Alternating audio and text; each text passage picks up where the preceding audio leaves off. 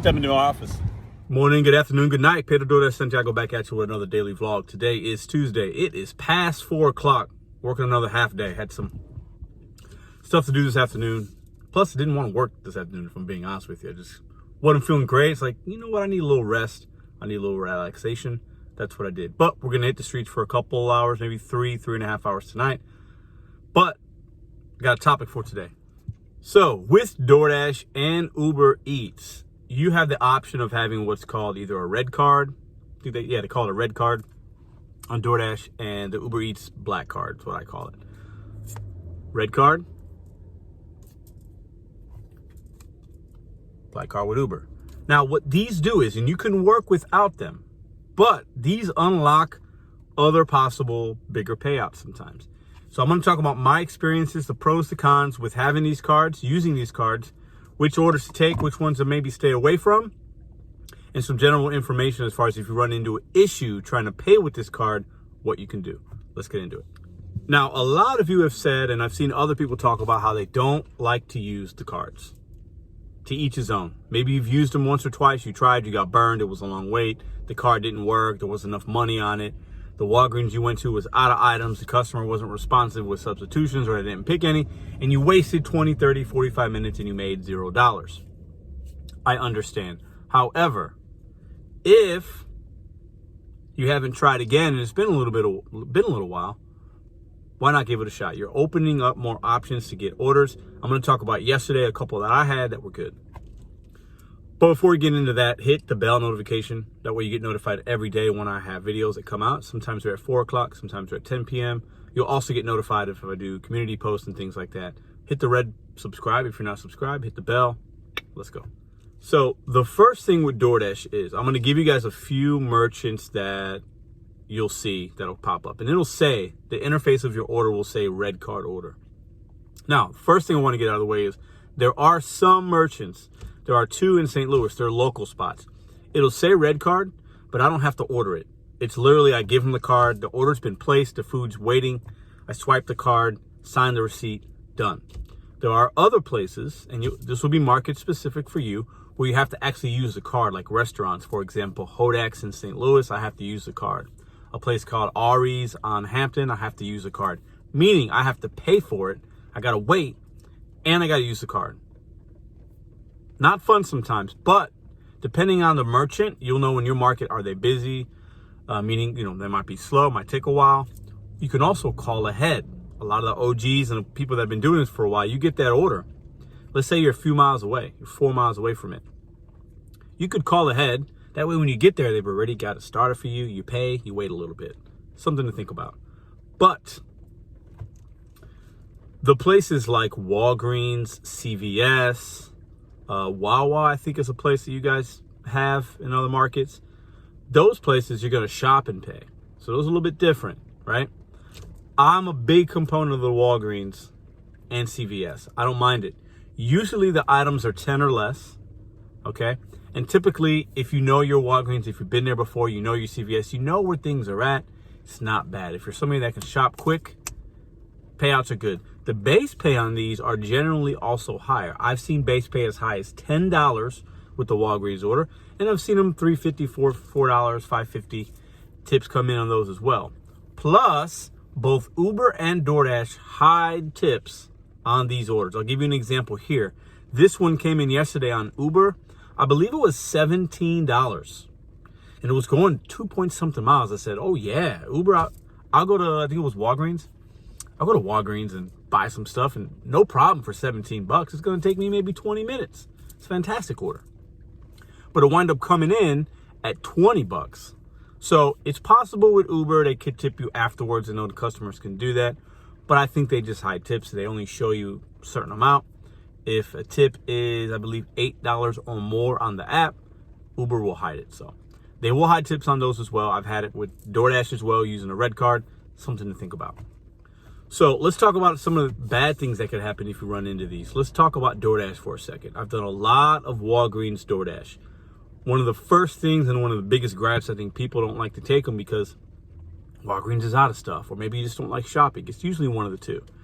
So I'll give you an example. Somebody wants 8 items. They want 4 Frost Gatorades. The Frost is like the white one. And they want 2 bags of Cheetos chips and 2 things of cookies, okay? So those are the 8 items that they got. Let's say they don't have that particular Gatorade. They're out of it. They got other kinds, but they don't have that one, okay? You could text the customer and let them know. Some customers put substitutions in, which is great. Maybe they want the lemon lime. If that's out, you hit the substitution button. You're on your way. You get your chips. You get your cookies. If they don't have it and you text the customer and they're not responsive back, you could mark it that they don't have the item and they just don't get it. Sucks for the customer though, right? Maybe they give you a low rating because they didn't get it. Maybe because they thought you couldn't find it, whatever. Also with these places, they'll have the same thing in multiple places. They'll have it at end caps. They'll have it in refrigerators. They'll have it at in the middle of an aisle somewhere. They have it at the cash register. So you do have to be careful to make sure you're looking at the right spots. Even ask a clerk if you can. A lot of times at these places, clerks sometimes are just stocking shelves. You can't, they're not as helpful, but something to think about, okay? Also with these orders, you might run into this issue. You go to pay, you have everything you need, card gets declined. It could be declined for a number of reasons. The pricing isn't accurate, meaning the price is more than DoorDash thought, or you've substituted items or whatnot, and the price is lower and it doesn't match, and it kind of brings up a red flag with DoorDash. You have 2 options in this scenario. First option is you just don't do it. You just say, you know what, I haven't hit, you want to make sure you don't hit proceed to delivery. You're going to hit the pay for order, boom, try to pay for it. Don't hit proceed to delivery because DoorDash, you're telling DoorDash you have the items. You don't have them if the card's declined. You could just simply unassign, don't want to do this order, take your losses. Second option is you can call DoorDash support and tell them what's going on. They will ask you, how many times have you swiped it? Do you have the right card? They might ask you for the card numbers to make sure that matches with their system. They also might say, let me load this, try again in a couple minutes. If you want to take that time, the offer is good enough, totally up to you. I've done it a few times. I've also unassigned. For me, it depends on how big the order is, what mood I'm in, to be honest with you, and then also like what the payout is, okay? So those are your 2 options when that happens. Same thing with Uber. I've had issues with both, but that doesn't happen often. So don't be afraid to take those orders. Now, what I have found with DoorDash is the wait times when I get there and stuff, like it's not as bad. With Uber, at least in my market with these particular merchants, and even with DoorDash, the merchant might not even know they're on the platform until you get there, or they know about it and they don't like us. Those things happen. They are a reality, and sometimes you place those orders and you feel like the order's put on the back burner. Transparency, that could be a con because it could waste time. You got to know your market. My suggestion is you do a couple. Take a couple and see how it works within your marketplace, within those merchants. And it could be a winner, could be a loser. Either way, you found out and you unlock the possibility of more good paying orders. I say that because Uber, about 2 months ago, I had an order for a place. I think it was 11 or 12 bucks, going like 2 miles. Good order. I get there, it's a Friday or Saturday. It was a weekend and they're busy. The guy said it'd be about 45 minutes. I did not do the order. I just did. I was like, I'm not waiting 45 minutes for 11 bucks. That's horrible, right? Now, what I've learned and what I should have done is either called ahead of time, but I was down the street, so that wouldn't have helped too much, or place the order, pay for it. Don't hit the pay button yet, though. Pay for it, because as soon as you hit the pay button, it acts like you have it on Uber, and then the GPS interface pops up. Order it, pay for it, right? Wait, but if you got another app, multi-app. If you got that DoorDash, keep the DoorDash on. If you're in a place that is densely populated, there's a plaza or something, you got a lot of other places there that DoorDash might give you an offer. So let's say you got that $11 offer, it's gonna take 45 minutes, hopefully it's less. Turn that DoorDash on, keep the DoorDash on. Maybe the place right next door gives you an $8 order, going low miles, you don't wanna go too far. You could take that. You can go pick it up, take it, and come back to that $11 order for Uber Eats.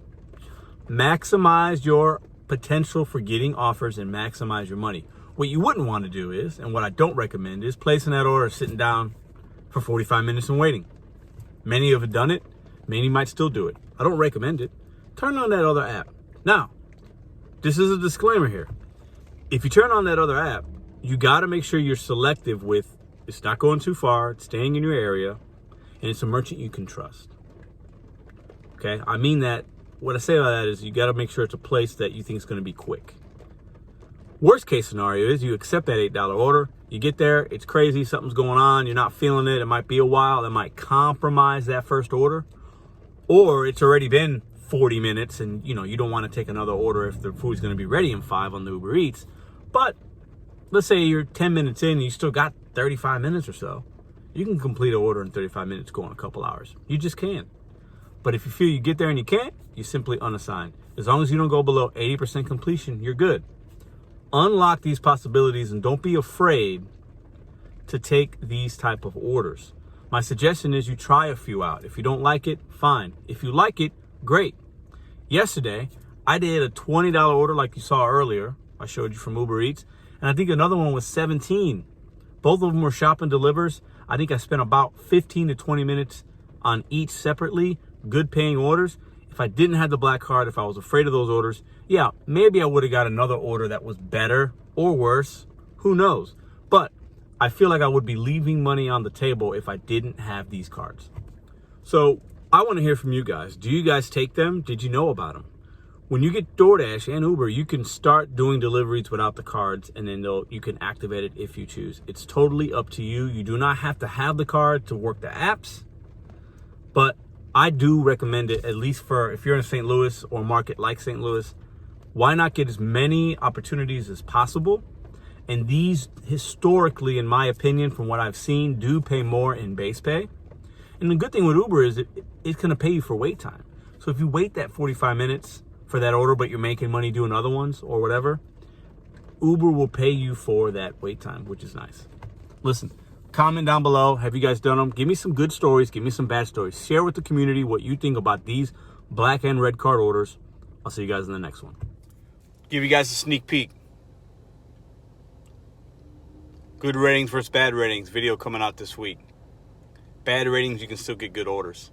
Don't be conned into thinking you got to take these small orders or far orders. See you then.